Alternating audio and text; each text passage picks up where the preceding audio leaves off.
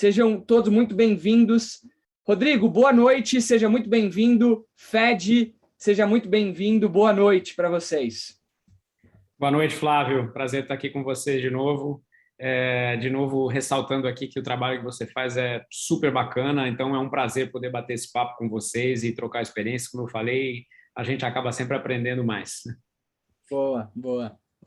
Obrigado. Assuminho as palavras do Rodrigo.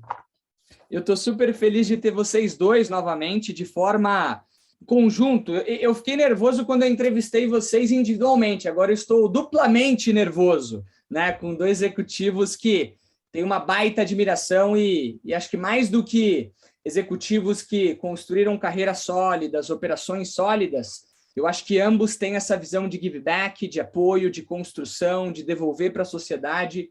Então, queria, em nome de todos, aqui já agradecer o tempo de vocês.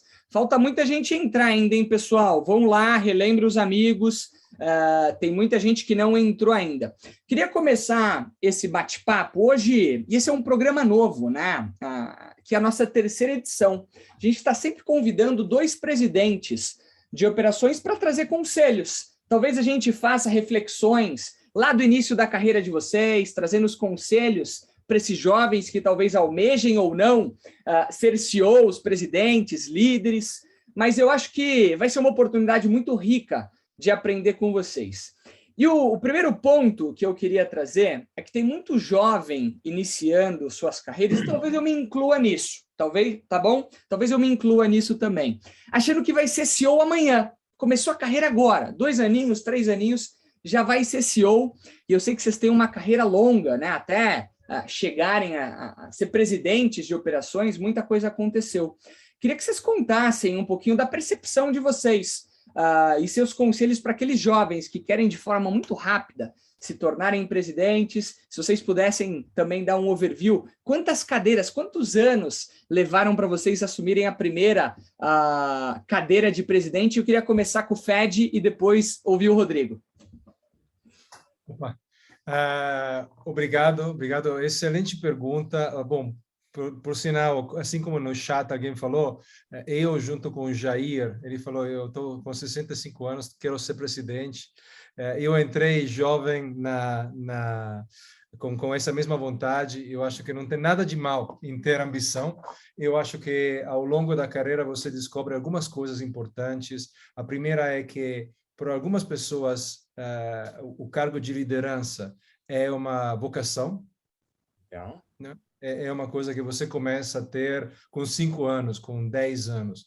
Você descobre isso no esporte, você descobre isso no ciclo dos teus amigos. Você tem a capacidade de aglutinar pessoas e criar um movimento. Então, tem algumas pessoas que têm isso muito natural, mas não é o único caminho. Na minha experiência também tem uma coisa super interessante de ver presidente, líder, CEOs que viraram aquilo porque viram que não tinha ninguém do lado deles que ia assumir essa responsabilidade.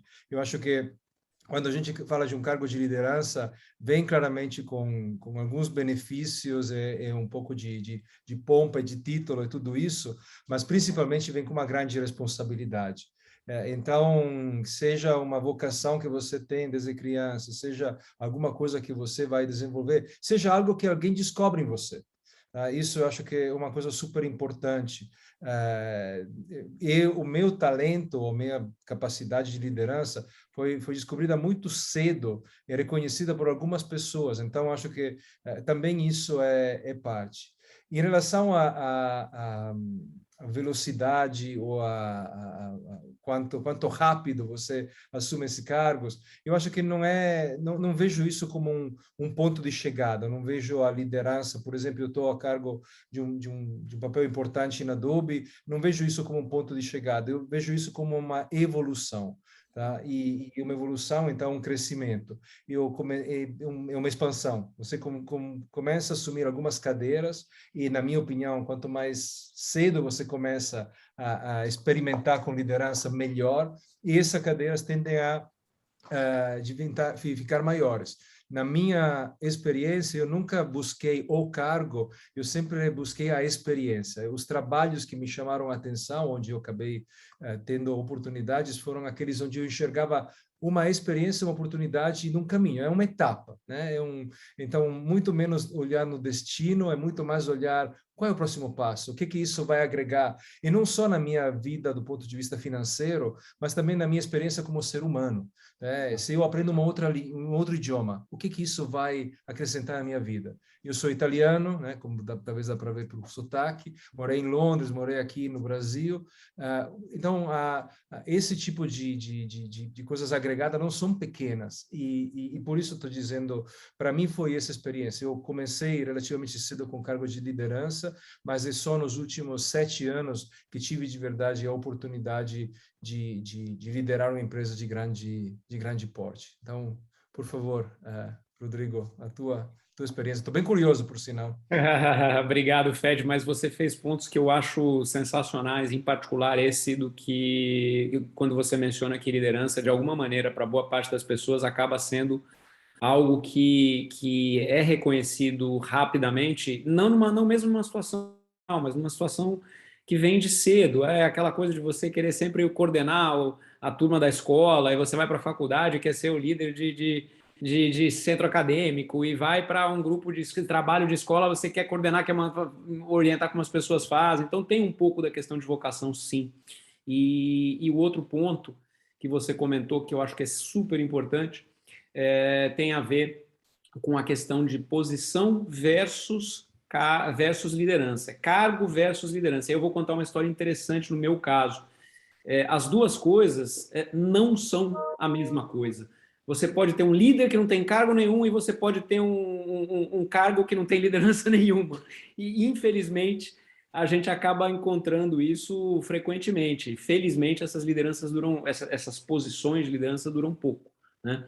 E na prática, no meu caso, também me conectando com algo que você mencionou, meu engajamento com liderança, do ponto de vista profissional, aconteceu bastante cedo, quando, de alguma maneira, um presidente de empresa viu o que eu estava fazendo como um engenheiro júnior, e gostou de uma explicação que eu dei em um determinado projeto que a gente estava participando, e eu consegui traduzir para o time executivo uma linguagem técnica de um projeto complexo, e mostrei com uma clareza de engajamento, de comunicação. E aí ele acabou me adotando como mentee, como mentorado, para me desenvolver ao longo do tempo. Mas, curiosamente, apesar de ter desenhado uma carreira, e eu mencionei que eu desenhei, sim, uma carreira, porque eu sabia que eu queria chegar a uma posição de gerente geral e de CEO, então eu desenhei um pouco a minha carreira para passar por vários modelos, por várias áreas. Então, passei por marketing, passei por vendas, passei por planejamento, passei por desenvolvimento de negócios. Curiosamente, do ponto de vista formal, isso é uma loucura, mas do ponto de vista formal, eu fui ser indicado como gestor, com alguém reportando diretamente para mim, na minha primeira posição de CEO. Ou seja, eu saí de uma posição de contribuidor individual para CEO sem ter passado por formalmente nenhum cargo de gerência. Isso aconteceu ao longo de um tempo razoavelmente longo, ou seja, eu comecei a minha carreira do ponto de vista corporativo em 91, e aí, a partir daquele momento, descobri essa rotação, fui fazer essas rotações todas, e acabei partindo para um MBA, e aí, quando eu voltei do MBA, eu assumi uma posição de CEO, isso em 2000. Então, foram praticamente aí 10 anos, pouco menos de 10 anos, 9 anos, trabalhando em posições de liderança, ou seja, liderando projeto, liderando equipe, liderando iniciativa, liderando projeto especial, liderando apresentações, mas sempre de maneira contextual e nunca de maneira formal. Eu não tinha um título de gerente, ou de diretor, ou de vice-presidente, ou o que quer que fosse. E, efetivamente, quando chegou o momento de estar preparado para uma posição como a posição de CEO, eu assumi sem ter passado formalmente por nenhum cargo. Acho que essa talvez para mim seja o maior testemunho de que cargo e liderança são duas coisas que, obviamente, podem e devem se complementar, mas não necessariamente elas estão vinculadas.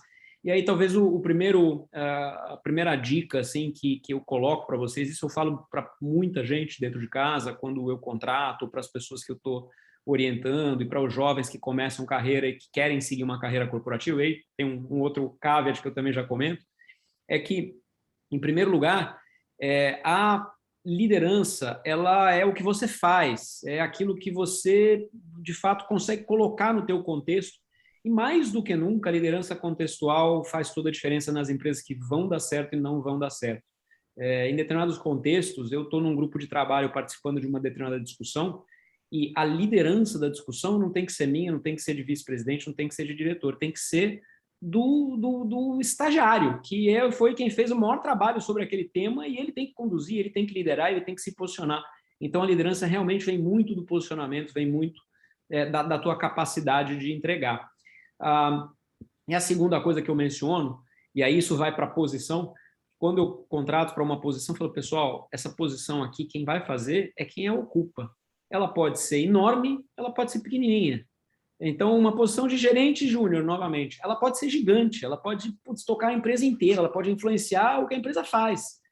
E ela pode ser ali um negócio escondidinho, pequenininho, que fica parado, que não se desenvolve. Então, tem muito a ver, de novo, com a capacidade contextual de como você se dedica, como você se entrega, como você se posiciona e como você se esforça, trabalha, se prepara. E aí o último caveat, que a brincadeira aqui do o jovem quer ser CEO amanhã, né? Pessoal, em muitos casos é possível, e aí é para isso que existe empreendedorismo, né? Empreendedorismo existe para isso, e de fato a gente vai ver que com muita necessidade de aprendizado, com muita quebração de cabeça, porque vai quebrar a cabeça, vai quebrar a cara, vai errar, etc. Mas existem oportunidades de você, de fato, assumir posições até mesmo formais de liderança muito cedo. Mas é uma questão de caminhos. E aí, se você escolher um caminho e entende que aquele caminho é correto para você, bota o esforço, bota a preparação, porque certamente vai chegar em algum lugar. Boa, boa. Eu sou CEO do Vamos Subir, né? Então, assim, vai e cria o seu projeto, cria o seu empreendimento. Flávio, você tem um papel de liderança aqui que não tem nada a ver com posição. A tua liderança é em contexto. Você está fazendo um projeto belíssimo, tocando a vida de um monte de gente.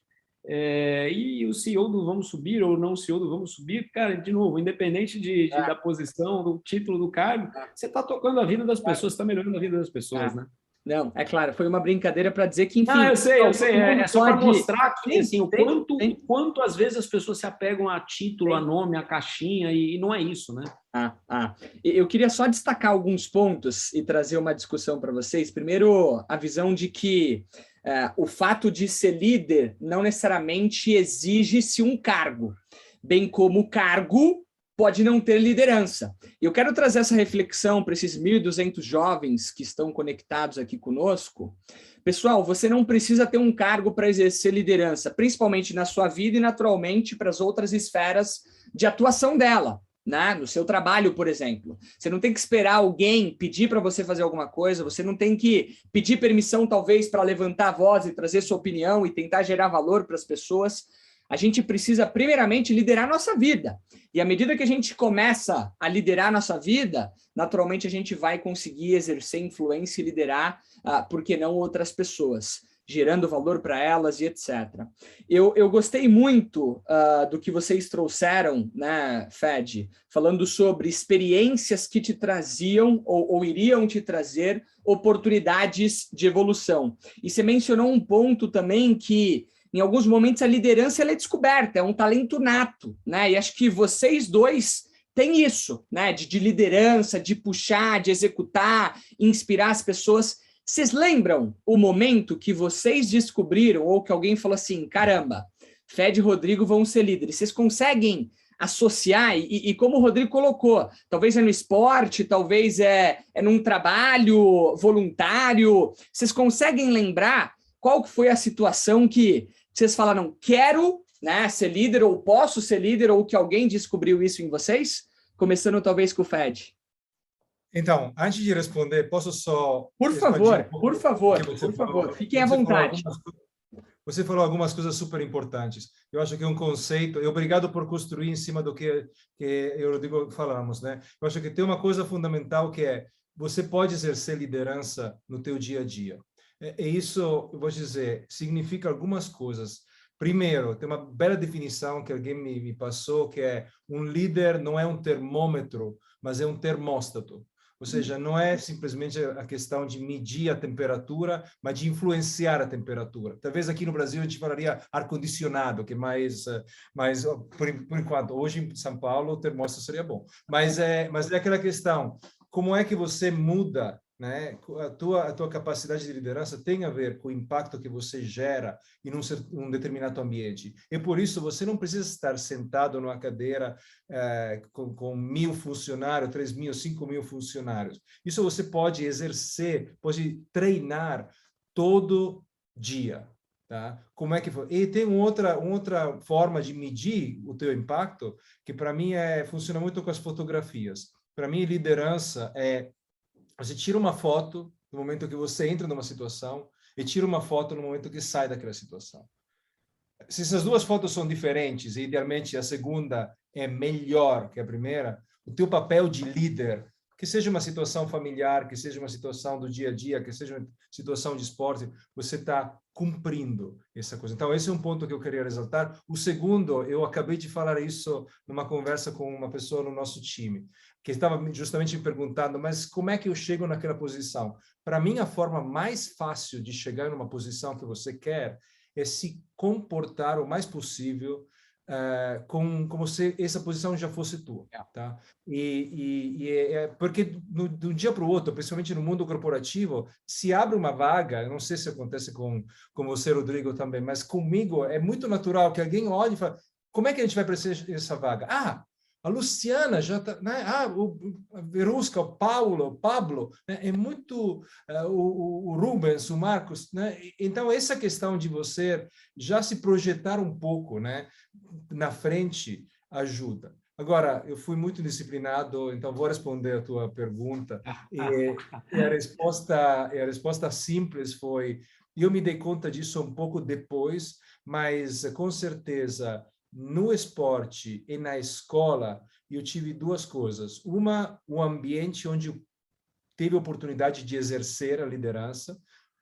E dois, achar mentores, que na época não se chamava mentores, porque eu, enfim, nasci em 72, estou 49 anos. Na época, mentor, todo mundo tinha esquecido, vem da Odisseia lá, mentor, depois esqueceram, agora mentor voltou de mão. Mas na época ninguém se chamava mentor, era Pigmalione, era sei lá o quê.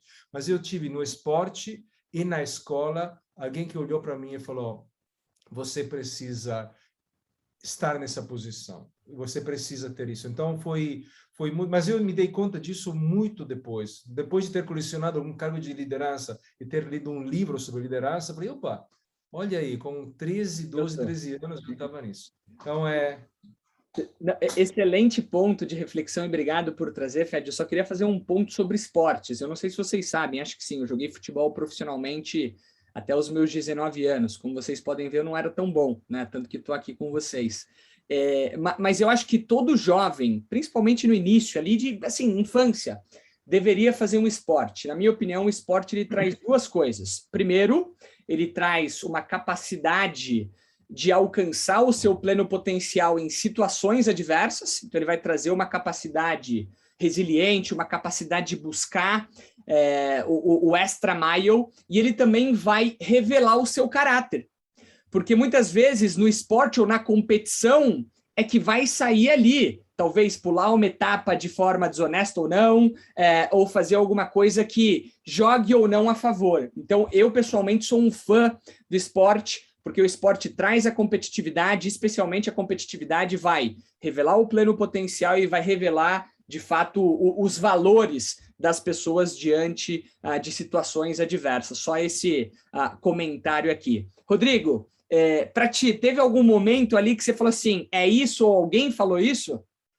Olha, eu acho que foi uma coleção de momentos, não foi um clique específico, mas acho que até isso acaba se verificando quando você vai quase que tendo percepções que vão reforçando, vão construindo e reforçando algo que você, de alguma maneira, tem uma desconfiança que possa funcionar. E no meu caso, isso aconteceu, talvez até de maneira consciente, de novo, com um pouco de coleção de histórias passadas que não tinham nada a ver com o profissional. Quando eu comecei minha carreira, eu comecei como empreendedor. Então, eu criei uma empresa de software quando eu estava na faculdade, eu queria me sustentar sozinho, E aí criei uma empresa de software e junto com um amigo a gente criou uma empresa pequenininha que fazia software e acabou assim gerando uma sustentabilidade ali, uma independência financeira durante a faculdade, sem depender de pais. E ela foi uma empresa que deu certo, tanto é que esse meu amigo tem a empresa até hoje. Mas era uma empresa pequenininha. Eu queria trabalhar com mais gente, eu gostava de situações de estar num ambiente onde eu pudesse influenciar o que grupos maiores estavam fazendo. Isso foi uma coincidência, uma curiosidade que vinha da época do esporte, vinha da época da faculdade, vinha da época da escola, de sempre tentar coordenar coisas e de tentar tomar a dianteira onde eu via situações de caos para poder tentar botar um pouco de ordem. Então, isso acaba acontecendo naturalmente, né? E eu acabei tomando uma decisão de pular para o mundo corporativo para estar com mais gente, para aprender justamente, eu quero aprender num ambiente maior, como é que você organiza um sistema mais complexo, como é que você olha para situações que precisam da coordenação de muita gente. E eu tomei uma decisão até de deixar a empresa, então saí. Era uma empresa pequenininha, ela cresceu, virou uma boa empresa, não é um unicórnio, senão estaria aqui para vocês falando com um pouco de uma pitada de inveja, mas não é um unicórnio. Mas é uma ótima empresa, meu colega de faculdade fez um ótimo trabalho, tocou uma empresa que até cresceu, virou uma empresa que tem filiais no exterior, mas eu acabei tomando uma decisão por algo que eu acho que era mais aderente à minha capacidade, que era uma capacidade de liderança, de coordenação, de execução e tudo mais. E o que acabou acontecendo em relação ao desejo de fato, passar a ter na liderança um objeto central da atuação e não mais só uma mistura de liderança com atuação funcional, com atuação técnica, veio quando, de fato, existiu esse reconhecimento de, você conseguiu traduzir para a gente alguma coisa e você conseguiu trazer o time junto com você em uma posição que não é a sua. O papel que eu estava fazendo não era o meu. Eu falei, se eu estou cumprindo um papel que não é o meu, eu tenho que ir em alguma direção, aí pegando o gancho do Fed, é sinal de que alguma direção interessante tem para explorar por aqui. Foi aí que eu comecei a explorar, de fato, o mundo da liderança formal, do mundo de gestão formal. E aí parti para essa questão de carreira, de desenhar um pouquinho a carreira já de maneira mais consciente, mais direcionada. Legal, show. Eu queria trazer um ponto aqui, curiosidade, tá? Isso aqui não estava nem no script, mas também não é complexa, não. Na primeira cadeira de presidentes de vocês viam naturalmente, né? Especialmente você, Rodrigo, vou até direcionar primeiro para ti, obviamente para o Fed depois. Você veio sem uma experiência formal de liderança. A gente já entendeu que talvez isso não seja um critério deal breaker para você assumir uma primeira cadeira de liderança, apesar de ser importante. Mas qual que foi a principal competência que você teve que desenvolver quando você assumiu essa cadeira? Você comentou que você passou por diferentes áreas, etc., mas você lembra de alguma característica? Essa falou, é fácil. Aqui eu tenho um gap. Essa é fácil.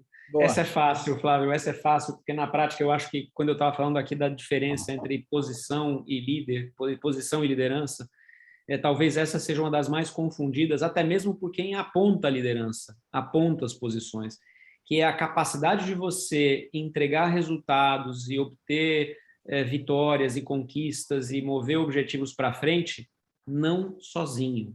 Ninguém faz nada sozinho, é por meio e através do seu time. Você tem que ajudar o seu time a resolver esses desafios. Talvez o principal objetivo não, a principal tentação de um líder, eu vou mostrar para vocês como é que faz, eu vou sentar no lugar, então é um vendedor que é o melhor vendedor do mundo e ele é promovido a gerente de vendas e ele é um desastre, porque na verdade o que ele tenta fazer, ele tenta continuar vendendo e não mostrando organizando como é que engajando, mostrando para onde tem que ir, para onde o time tem que ir, como o time pode se ter melhores resultados, como é que você remove as barreiras para que o seu time performe, como é que você engaja e constrói um objetivo compartilhado. Então, essa tentação de você continuar sendo um super colaborador individual, numa primeira posição de liderança, eu acho que é um dos itens mais comuns de razão de fracasso. Tá? E você tem que aprender que, se você não der atenção, engajamento, entendimento daquilo que é o time que vai trabalhar com você, essa primeira barreira não vai se vencer nunca. E ela é muito tentadora, porque é naturalmente o que as pessoas sabem fazer, né? Então, aprender a construir por meio dos outros, de maneira formal, acho que deveria ser um dos itens principais. Agora, óbvio que aí isso passa por várias outras coisas, em particular, uma que para mim também, eu brinco aqui que você pode ter a síndrome do líder, né? A síndrome do líder da posição formal, eu diria que a síndrome da posição mais do que a síndrome do líder, que é quando você é colocado numa posição de liderança, existe naturalmente uma expectativa em cima de qualquer um que seja colocado numa posição nova de liderança. E existe. Todo mundo escreve livros sobre isso, os primeiros 90 dias, o que esperar, e etc. e tal, o manual do novo gerente e assim por diante. Mas tem algumas coisas que também são tentações e elas vão na mesma linha de você reconhecer que é uma situação nova. Uma tentação muito comum é que só porque você foi alçado a uma posição de liderança, você tem que saber tudo. E é um sentimento curioso, que assim, não, você tem que saber tudo, você é obrigado a ter opinião sobre tudo, você é obrigado a se posicionar e falar sobre qualquer coisa. E muitas vezes isso faz com que, de novo, você perca a principal característica que um líder tem que ter, que é aprender a ouvir e a fazer perguntas, muito mais do que dar respostas. Então, aquela tentação de, eu sou líder, alguém me faz uma pergunta, puxa, eu não posso dizer que eu não sei, eu tenho que responder, eu tenho que dar um posicionamento e eu é quem tenho que dar a solução. Isso não existe. Mas é uma tentação, eu brinco aqui, a síndrome do líder, que é a necessidade de se posicionar e ter opinião sobre tudo, todo o tempo, e ter respostas e não perguntas. E não é isso, né? Essa é uma outra tentação grande, as pessoas até se pegam, tenho que falar, tenho que, etc. e tal.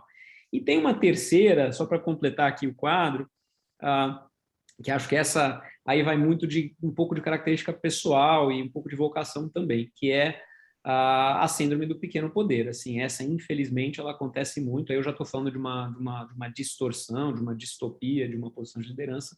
Se você acha que a pessoa se tornou líder, então agora eu passei a ser mais importante do que todos os outros. O que é, assim, o oposto extremo da liderança, né? O oposto extremo da liderança. Então, mas infelizmente, às vezes as pessoas acham que não, agora eu tenho que me comportar como se eu fosse mais importante que os outros, o que é um desastre, né? E aí eu vou contar uma história para vocês, assim, é uma história que eu gosto de compartilhar porque ela é muito pessoal. Não queria nem que vocês entendessem da maneira errada essa história, mas é uma história de que quando eu era CEO da TIM, a gente sempre fazia os open houses e tudo mais, e aí veio e eu adoro bater papo com as pessoas, e adoro, sabe, conhecer, e eu acho que é aquela história, você tem que, a tua real empatia vem de você tratar absolutamente da mesma maneira o ministro de Estado, o presidente da República, e você tratar o ascensorista que te trouxe no elevador. E numa dessas visitas, eu lembro que um dos motoristas do time subiu e estava com o filho, aí ele me viu na sala, falou, filho, essa aqui é a pessoa mais importante da empresa. E aí, cara, eu não me contive, eu falei, deixa eu contar um segredo para você, o seu pai aqui é tão importante quanto todas as outras pessoas que estão nesse prédio, não é verdade o que ele falou, não. E aí, eu me lembro de ver a cara do moleque, que ficou assim, que legal, tal. E a gente, às vezes, esquece disso, né? A gente acha que, de novo, voltando para a fala anterior, a posição é quem faz a liderança, e é justamente o contrário. Legal. Mas é isso. Obrigado por trazer todos esses pontos. Fed, o que você teve que mais desenvolver quando você assumiu a primeira cadeira de presidente? Você lembra de alguma competência específica? Então, o problema de responder depois do Rodrigo essas perguntas é que ele é extremamente preciso e falou praticamente tudo o que eu queria falar, então eu vou falar exatamente a mesma coisa, mas com as minhas palavras, tá? Eu vou começar a mandar a primeira para você, tá, Fed? Não, eu estou adorando. Eu tô brincando. Mas o problema também é que a gente é extremamente indisciplinado, então ele pergunta uma coisa, a gente vai em 5 direções diferentes. Eu vou te dizer, pegando um pouco o gancho do que foi falado agora, a primeira ficha importante que caiu para mim, e que talvez seja, se vocês de mim hoje pegam uma coisa, gostaria que fosse essa, que chega um momento de carreira onde muitas pessoas têm exatamente a mesma habilidade técnica, o mesmo conhecimento, ok? Pode ser que um tenha um pouco mais, um pouco menos, mas chega um momento de carreira onde, independentemente de tudo, como contribuidor individual, ou às vezes até como manager, como gestor, você está muito parecido com outras pessoas. O diferencial que faz as pessoas, né, passar para o outro nível do videogame é a parte comportamental. Então, para mim, isso é fundamental. A segunda coisa, de novo, eu tô sendo muito esperto, estou repetindo muito do que foi falado por Rodrigo com outras palavras. Tá? A segunda é que quando você fala de poder, né, o poder do líder, para mim a enorme ficha foi, na verdade, o poder que você cria. Estou usando a palavra poder de uma forma positiva, tá? Não negativa. É o resultado da influência positiva que você tem em outras pessoas. Okay? Não é uma questão de autoridade. Eu passei para o exército, tá? E por acaso no exército eu tive um cargo de liderança porque alguém lá enxergou em mim liderança, toda essa história. Porém, não é uma questão de autoridade. Quanto mais a gente evolui nas empresas, e as empresas se modernizam, quanto mais você vê que a influência e a capacidade de impactar positivamente as pessoas é que cria a tua força, vamos dizer, como líder. Tocando no ponto da síndrome do líder, para mim uma deviação, né, uma coisa que precisa sempre ficar muito com cuidado com os líderes é um pouco a síndrome do herói, né? Tem um pouco esse heroísmo de eu vou salvar quando as coisas estão ruins, é muito humano. Eu faço isso todo dia. Tá? Tem um aspecto de ego, tem um aspecto difícil, né? Quando você vê uma oportunidade de fazer, e aí você olha muitos líderes históricos famosos, que seja Churchill, que seja Shackleton, que seja, pega o líder que vocês gostam, tem esse aspecto. Então, como líder, naturalmente, você tem um pouco essa tendência, porém, pode ser uma coisa tóxica.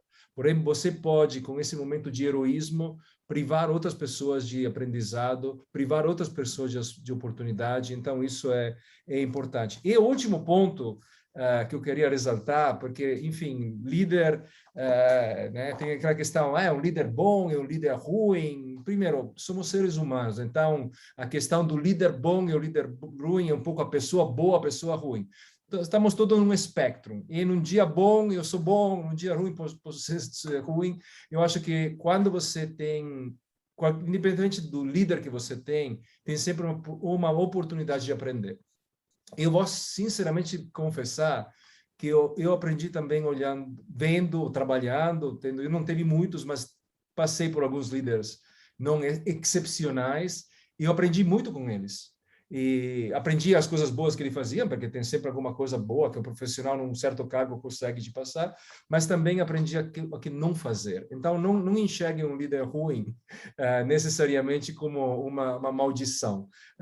Pode ser um momento de aprendizado onde você fala, puxa, eu não vou fazer isso, não vou repetir isso, porque eu me sinto assim, com essa reação, eu não vou passar isso para frente. Então, enfim, de novo, peguei as palavras do Rodrigo, fiz um shake e repassei como minhas, mas é a minha visão. Legal. Não, obrigado por trazer, Fed. Eu vou trazer a próxima pergunta para você primeiro, tá? Porque aí o Rodrigo vai ter que usar suas palavras, porque vocês dois são sempre muito assertivos. Sabe que eu tenho que tomar fiz isso na primeira e vocês nem perceberam. Pois é. Não, mas brincadeira.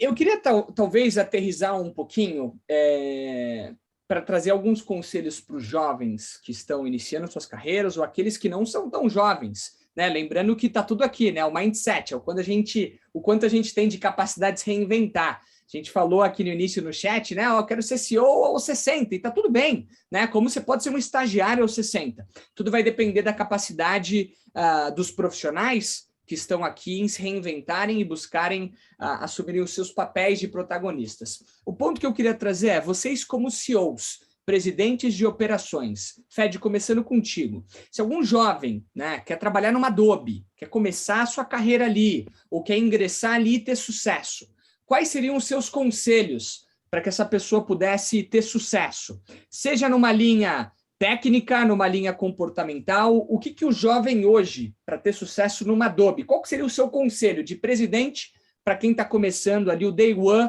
numa Adobe, depois numa Oi, Rodrigo? Olha, é fácil cair em frases batidas e um pouco em clichês, tá? E eu não quero ser aquela pessoa que faz isso. Porém, eu acho que o que me chama sempre muito a atenção nas pessoas é a paixão e o entusiasmo. As pessoas chegam com brilho no olho, as pessoas que chegam com vontade de viver, as pessoas que te vitalizam simplesmente porque você encontra elas. Eu acho que para mim é uma coisa muito importante. Eu estou muito curioso com as pessoas que são curiosas. Isso, com certeza, é algo que me chama a atenção. De uma forma ou de uma outra, eu gosto de pessoas que gostam de aprender e dificilmente uma entrevista comigo acaba sem eu te pedir. Então, se preparem, já vai anotando que eu vou fazer uma pergunta, se vocês um dia a gente se encontra. O que livro você está lendo? Legal. O que está te estimulando? É o meu viés. Eu gosto de ler. Eu acho que investimento principalmente em livros. Eu não vou recomendar blog ou outras coisas, mas se você pensa o custo de um livro hoje, até um livro usado, né? E o potencial que ele pode ter na tua vida. Uma página, você lê uma página, muda o curso da tua vida. Quanto vale isso? Vale muito, vale muito. Então, eu estou continuamente buscando nesses livros aquela página, aquele capítulo, aquela coisa que pode mudar. Então, eu acho que essas características, com certeza, são importantes. Eu acho que o histórico pessoal tem a ver. Eu sempre pergunto quais foram as dificuldades, as barreiras que essa pessoa enfrentou, como se comportou em momentos complexos, difíceis, né? Eu não é aquela questão de qual é o teu maior defeito, eu sou um perfeccionista, não tô indo para esse caminho, mas quando as coisas estão difíceis, me conta um momento difícil da tua vida, seja profissional ou pessoal. Como é que você reagiu? O que isso te ensinou? Independentemente do saiu bem, saiu mal. Isso eu acho que é um pouco a ótica americana de o que você traz, né? O que você aprende desse tipo de histórias. Então, para mim, é muito mais a questão comportamental que a questão técnica. Eu costumo brincar que dentro de uma empresa de tecnologia grande, como uma Adobe, Microsoft, você tem como ensinar o que é técnico. Também porque evolui muito rapidamente. Então, o que era relevante 2 anos atrás, hoje não é mais, e ponto.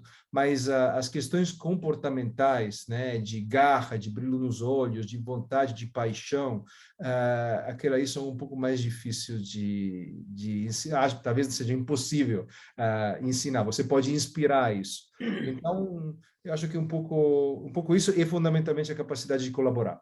Porque hoje as nossas organizações são muito horizontais. Eu acredito em network, não acredito em pirâmides e aquela coisa do Cirque du Soleil, que tem um gerente em cima de um gerente, em cima de um gerente, e tem lá em cima um CEO fazendo malabarismo. Eu acredito em network. Então, a capacidade de ser um team player, com certeza, é importante. E quem vem, principalmente os jovens, quem vem dos mundos de videogames, esses games sofisticados, que são multiplayers e tudo isso, eu adoro escutar essas histórias, porque tem gente que chega no meu escritório falando, Fed, eu aprendi inglês jogando um jogo, um videogame, multitarefa. Eu falo, perfeito. Para mim é música isso. Então, desculpa, longa resposta, Fábio, mas... Não, foi perfeita, foi perfeita. Acho que você trouxe muito bem, Fed. Obrigado por trazer tudo que você colocou. Queria só recapitular. Paixão, entusiasmo, curiosidade, a capacidade de aprender constantemente,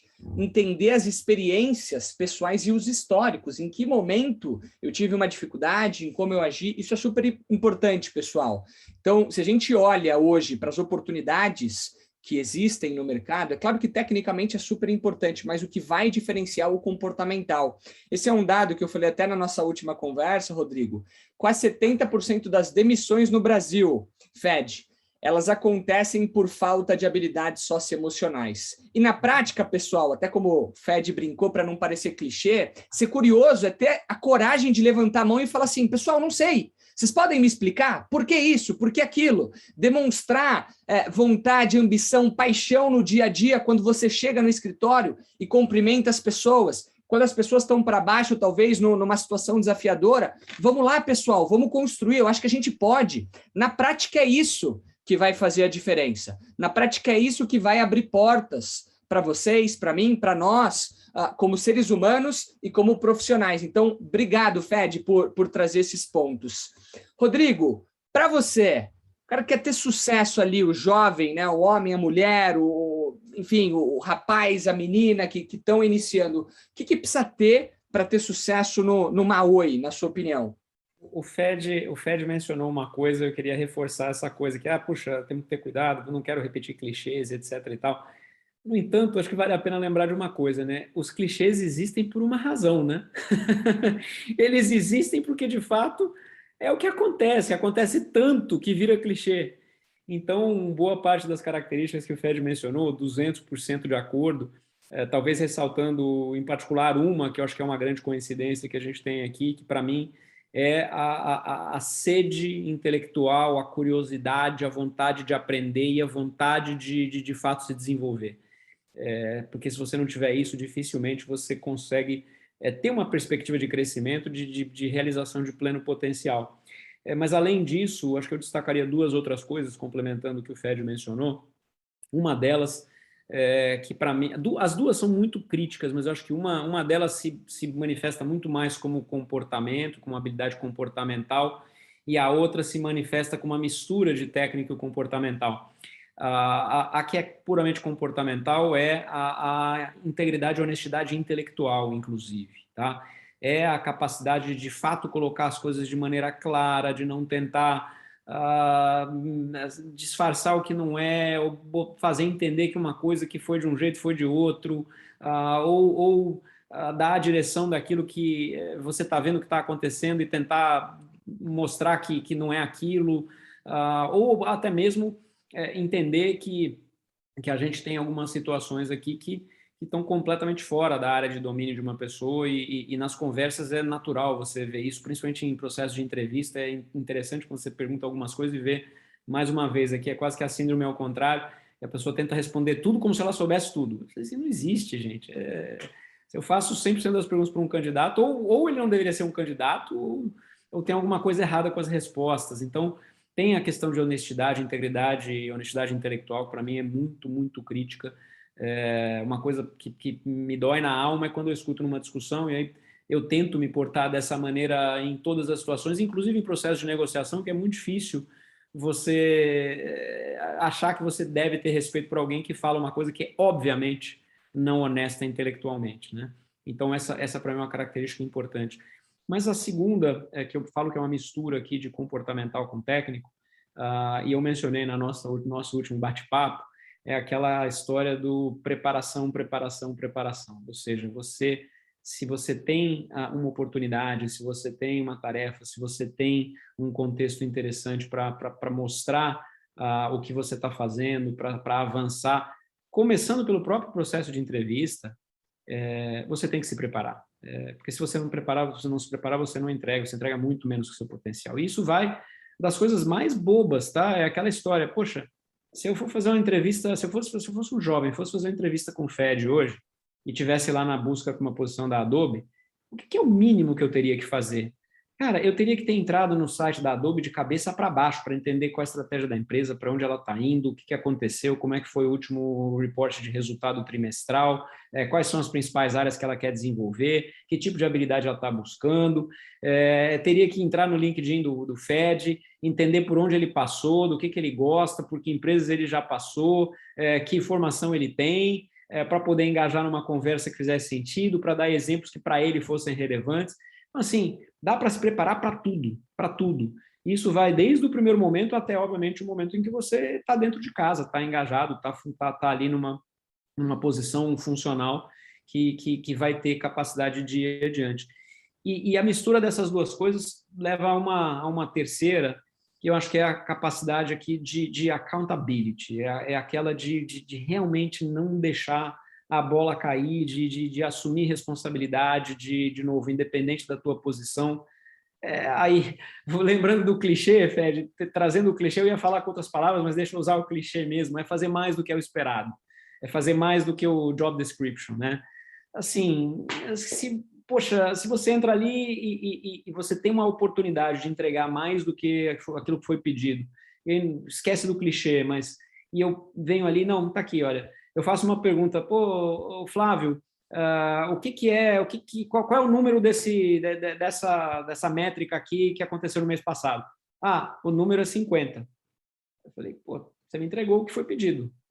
Pô, mas é por quê? Pô, olha, é 50, porque aconteceu isso, e eu vi isso aqui, na comparação com o ano passado, isso foi tanto, mas, na verdade, acho que está indo no bom caminho, porque blá, blá, blá. Assim, duas coisas que responderam exatamente ao mesmo pedido, né?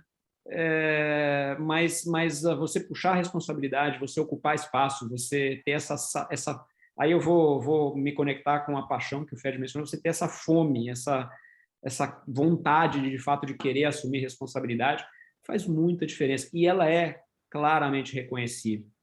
Independente, eu diria até, para gente do perfil de característica pessoal do ponto de vista de demonstração exterior de comportamento.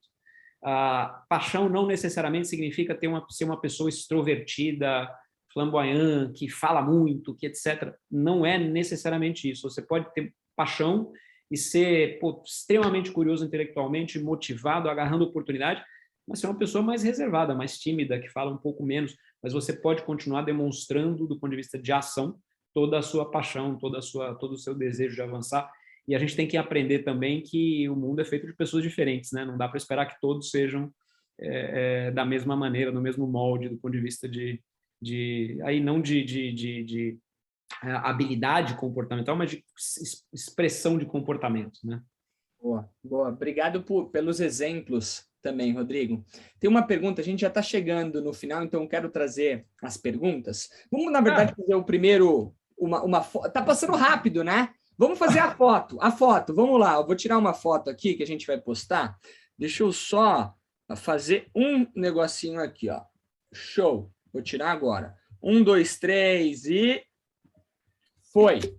Eu queria trazer uma pergunta para vocês. Vou trazer para o Fed primeiro. Fed, qual que é o papel de um CEO? Se fosse para definir assim, qual que é o papel do CEO e o que hoje é a sua principal métrica ou prioridade na Adobe para a América Latina?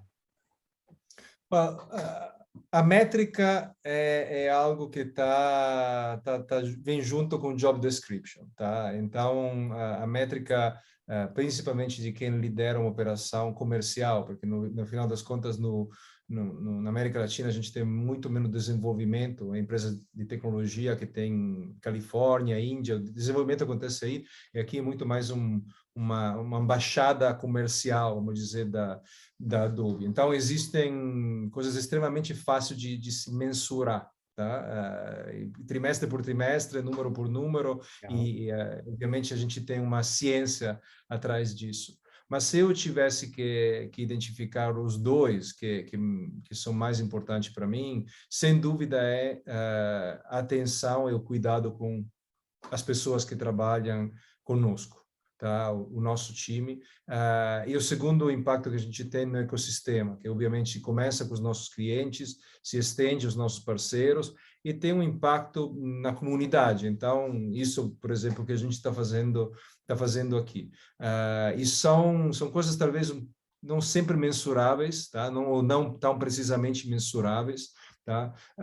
Tem muito mais a ver com uma verdadeira paixão, um verdadeiro coração dentro do negócio, mas é o que me deixa acordar animado numa segunda-feira de manhã e o que me faz trabalhar todo o tempo que a gente trabalha, me preocupar por coisas que não necessariamente estariam dentro do meu job description, mas se você não cuida do tudo, você não está cuidando de nada, tá? E tem aspectos muito sutis, principalmente no meio de uma pandemia, principalmente nesse distanciamento social que a gente ainda está vivendo, o cuidado extremo que você precisa ter em conseguir juntar as pessoas até virtualmente, mas dar um centro de gravidade, falar sempre a verdade, mas apontar a uma coisa positiva, um cenário futuro positivo, e construir junto esse cenário positivo, embora as condições externas sejam não fáceis. Nos últimos 18 meses me ensinaram sobre liderança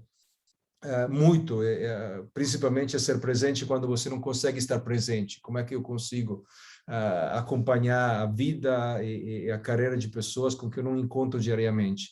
Então, acho que, enfim, isso é o que é importante para mim, e isso acho que é parte do meu resultado. Acho que líderes a gente não trabalha para trabalhar, a gente trabalha para obter resultados, e se você não ter essa paixão, para esse coração dentro do negócio, e principalmente para as pessoas que vocês encontram, sejam funcionários, clientes, parceiros, você está fazendo metade do seu trabalho, talvez até menos. Boa, boa. Coloquei aqui, anotei algumas coisas, que é basicamente conduzir a operação como um todo, ecossistema, parceiros, clientes, de forma estruturada para alcançar os objetivos financeiros da companhia como um todo, que sim, é super importante, cuidar das pessoas. Porque não adianta simplesmente crescer, trazer resultados, gerar valor para os acionistas, que sim, é super importante, se as pessoas não estão bem, principalmente em momentos pandêmicos, né, como nós passamos. E acho que a Adobe é uma referência, principalmente na América Latina, né, Fed? Quando a gente fala de cultura, as pessoas gostam de trabalhar na Adobe, elas gostam de ficar. E eu falo por mim, trabalho com tecnologia, né? Conheço vários amigos, pares que já se movimentaram para a Adobe, e o que você está trazendo aqui se materializa na prática. Então, obrigado por trazer a importância das pessoas. Eu vou te dizer uma coisa que algumas pessoas acham que é uma loucura, mas eu acho que devido à quantidade de horas que a gente passa no trabalho, isso muita, e todos nós aqui trabalhamos muito, o lugar de trabalho deveria ser um lugar saudável de cura, não um lugar de doença. Não deveria ser um lugar de doença. Infelizmente, alguns lugares são ainda lugares de doença. Eu tenho orgulho de poder dizer que o nosso lugar é um lugar onde as pessoas se energizam e não se consomem. Tá? Na maioria do curso tem sempre estresse, tem o que tem, mas essa tensão não é pequena. Para você, Rodrigo, papel do CEO, qual que é o papel desse executivo e hoje suas principais prioridades, métricas? Vamos lá. O papel, eu vou responder talvez de uma maneira um pouco mais generalista e depois descer, porque ela vai depender de como você desce, dependendo da tua situação, dependendo do tipo da empresa, dependendo da posição. Como o Fed mencionou, numa operação de uma multinacional, óbvio que uma métrica é uma métrica naturalmente ligada a uma atuação comercial. Se você tem uma operação que é uma operação startup, uma operação que tá ali em começo de vida, é óbvio que a métrica vai ser crescimento, vai ser mostrar potencial futuro e assim por diante. Mas eu talvez resumiria isso, de novo, sem clichê, até porque a gente tem métricas de valor que são muito diferentes, mas é a geração de valor de maneira plena. Tá? E valor de maneira plena, para mim, só pode ser realizado se você, de fato, focar em uma palavra associada ao valor, que é a sustentabilidade. Quando a gente pensa em sustentabilidade, você pensa em sustentabilidade do ponto de vista ecológico, ambiental, e, na verdade, sustentabilidade dentro do mundo corporativo é uma palavra muito mais ampla, que talvez seja pouco entendida, né? Quando a gente fala o relatório de sustentabilidade, todo mundo pensa no relatório de como é que foi a pegada de carbono e como é que reduziu a emissão e como é que aumentou a reciclagem. Na verdade, sustentabilidade é um ecossistema de ações e de resultados que vão desde a sustentabilidade financeira até a sustentabilidade estratégica, de perenidade da empresa, de visão de crescimento, de visão de caminho de longo prazo, até a sustentabilidade que passa pelas pessoas e passa pela cultura e pela criação de um ambiente de fato que vai continuar a produzir resultado, até a sustentabilidade, que aí sim essa se aproxima mais do resultado, do significado que as pessoas naturalmente associam, que é a sustentabilidade do impacto que essa empresa causa no seu ambiente. Aí, isso tanto do ponto de vista de sociedade, quanto do ponto de vista de ambiente mesmo, de meio ambiente. Então, essa sustentabilidade tem que acontecer de maneira plena. Então, entregar resultado que consiga ser, de alguma maneira, balanceado. Eu tenho uma métrica para o time, que sempre comento, que tem que existir esse equilíbrio, e o equilíbrio funciona da seguinte maneira: não adianta nada eu ter uma empresa que tem uma estratégia maravilhosa, brilhante, se na prática essa estratégia não gera resultado financeiro e não tem capacidade de ser executada. Não adianta nada eu ter uma operação brilhante que na prática não se sustente no futuro, porque a estratégia está errada e você está indo para um caminho que não vai ter continuidade. E, ao mesmo tempo, não adianta nada eu só ter resultado financeiro se, de alguma maneira, a perenidade e a visão de operação também não casam. Então, tem que ter esse equilíbrio. Do ponto de vista de papel do CEO, cada um acaba desenvolvendo um pouco do seu framework, né, de atuação. Eu acabei, desde muito cedo, desenvolvendo um framework para mim, que acaba passando lato sensu, tá? Óbvio que é um número muito maior, mas lato sensu por algumas áreas centrais, e eu acabo com a última, que para mim é mais importante, mas ela começa por uma visão, uma capacidade de visão estratégica e de definição de caminho. É aquela história, se você não sabe para onde você está indo, assim, como é que você vai atuar para chegar lá, né? Serendipity é ótimo para algumas coisas, mas não dá para a gente guiar uma execução de companhia simplesmente pelo acaso. Então, você tem que ter uma visão de entender o futuro, de entender que tipo de competências você tem, como você pode utilizar, o que falta, o que você tem que explorar, o que você tem que melhorar, o que você tem que mudar. Então, essa visão estratégica é uma responsabilidade do CEO, e essa comunicação muito clara para a empresa inteira, ela faz toda a diferença. Ao mesmo tempo, entra o segundo elemento, que é o acompanhamento de performance de operação. Então, tem que existir, não adianta, você tem que existir, você tem que mergulhar, você tem que acompanhar o que está acontecendo. É óbvio que o CEO não vai fazer tudo e não vai se meter em tudo e não vai estar no dia a dia de tudo, é inviável, vocês, principalmente uma empresa grande, mas você tem que ter os modelos de acompanhamento que façam com que exista, de fato, a disciplina do acompanhamento. E aí entra um pouco aquela questão, até eu vou fazer o vínculo com a palavra tua lá do comecinho do esporte. O esporte aqui é uma belíssima escola do ponto de vista de disciplina. No meu caso, eu sou ciclista, acordo cedo para treinar várias vezes por semana, então tem uma questão de disciplina aqui envolvida, e que na prática, a disciplina, às vezes as pessoas falam, pô, não, mas disciplina é tranquilo, é fácil. Putz, a disciplina é dificílima para qualquer coisa. Quando você tem que fazer uma batida, o Fed sabe disso, tem que fazer uma batida comercial toda semana de pipeline, execução, entregou, não entregou, vai entrar, não vai entrar, vendeu, não vai vender, fechou, não fechou, reconheceu, não reconheceu. Cara, chega assim, toda semana, e é disciplina, isso é o acompanhamento de operação, não tem jeito, você tem que fazer, porque senão você não chega do outro lado. A brincadeira que eu já escutei algumas vezes, pô, o que você precisa fazer para ter uma vida saudável ou emagrecer? Putz, eu preciso fazer exercício, eu preciso me alimentar bem, eu preciso dormir bem. Quantas pessoas fazem? É difícil, dá trabalho, é duro, a fórmula é simples, mas acompanhar a execução é difícil. Aí um terceiro ponto é, de fato, a gestão de stakeholders, e aí lato sensu, tá? Sejam eles o teu conselho, sejam eles os teus acionistas, sejam eles a sociedade, sejam eles os teus reguladores, o setor público, e sejam eles, principalmente, em muitos casos, os seus clientes, né? É óbvio que se você está numa empresa B2C, os teus clientes eles vêm muito mais com a tua interação com a sociedade, e com reguladores, e com como é que você faz suas campanhas e tudo mais. Se você está numa empresa B2B, aí é uma relação direta mesmo. O Fed, obviamente, fala com assim, os grandes responsáveis, as lideranças dos clientes deles, da Adobe, porque, obviamente, faz parte da tua gestão de stakeholder, e aí lato sensu. E o último é o mais importante, que é a atenção a gente. Nada acontece sem gente boa, motivada, engajada, com um senso claro de propósito, com um senso claro de direção. Se você perguntar onde é que você passa a maior parte do seu tempo, sem pestanejar, é com gente. Entendendo pessoas, é conversando, é motivando, é engajando, é comunicando, é escutando, porque é de fato aquela história da liderança, na liderança você só faz a coisa por meio das pessoas, né? Então, gente, atenção genuína a gente é a parte mais crítica para mim, de qualquer framework de liderança de CEO. Tem aquele clichê, aproveitando, falando que se a gente...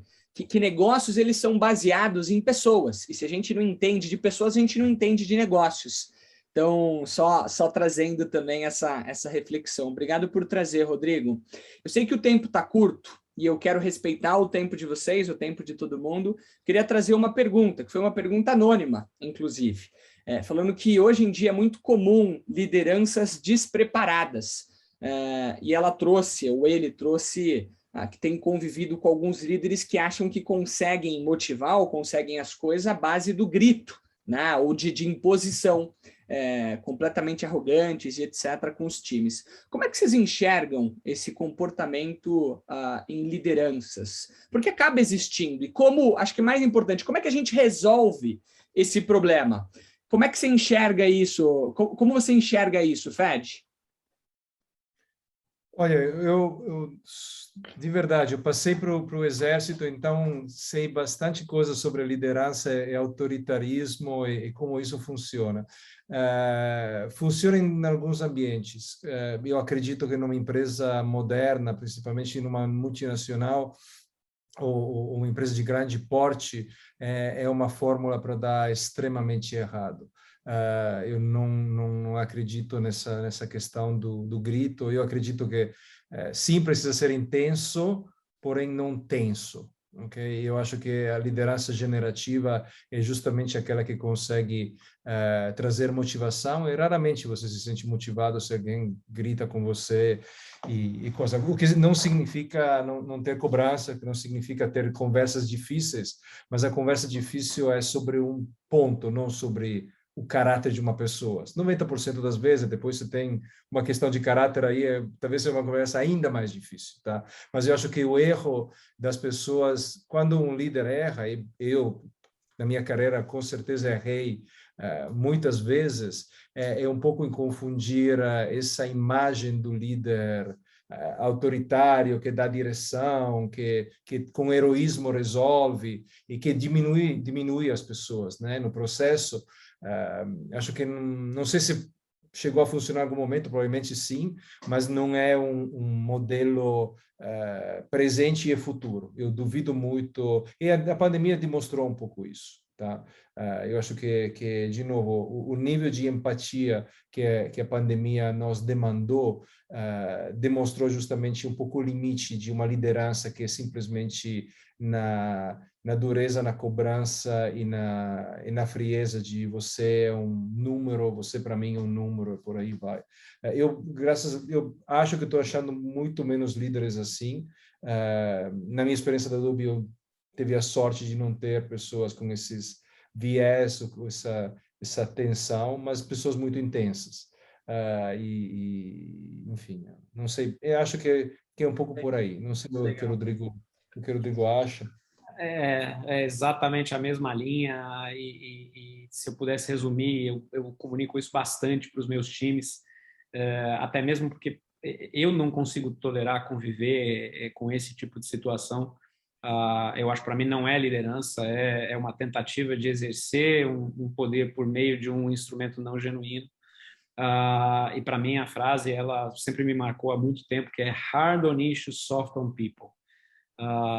As pessoas não são o problema, os problemas são os problemas. Então você tem que se focar nos tópicos. É isso, porque... E aí eu vou repetir, o Feder, parece que a gente combinou, porque na prática eu falo a mesma coisa para os meus times. Se em algum momento, de fato, as pessoas forem os problemas, aí o seu problema é outro, não é um problema de conversar. Aí você tem que atuar nas pessoas e não gritar com ninguém. Você tem que tomar decisões em relação a pessoas, mas na absoluta maioria das vezes as pessoas não são os problemas são os problemas. Então você tem que ter uma visão de separar o que é o que não significa paz e amor e todo mundo aqui abraçando árvore, que é isso mesmo, olha que lindo, olha que maravilhoso. Não, óbvio que você tem que ter conversas muito, muito proativas, tem que ser conversas muito assertivas em muitos tópicos, você tem que ter firmeza para tomar determinadas decisões e para fazer determinadas cobranças de posição, mas sempre de maneira respeitosa, sempre de maneira respeitosa. E aí tem uma brincadeira que eu faço com o meu time, uma primeira mudança de liderança. Eu passei por uma mudança de liderança, não sei se eu comentei isso no nosso último papo, mas é um exemplo interessante. E eu era vice-presidente de uma operação e que tinha um líder que era um líder, pô, o cara era brilhante, era um cara excepcional e muito boa gente, mas ao mesmo tempo ele tinha essa característica do xingar, bater na mesa, xingar e cobrar, e aquela coisa que era agressiva, abertamente agressiva. E aí, em um determinado momento, eu acabei vindo a substituí-lo, né? E aí, numa das primeiras interações que a gente teve, assim, que era uma interação que eu estava vendo ali que claramente uma coisa que a gente tinha combinado não tinha acontecido, o pessoal não tinha se preparado, estava tentando mostrar a coisa, como eu falei para vocês, com uma falta de honestidade intelectual plena ali, tentando mostrar uma coisa como se fosse uma coisa e era outra. E aí eu parei a reunião e falei, pessoal, vocês lembram do fulano de tal?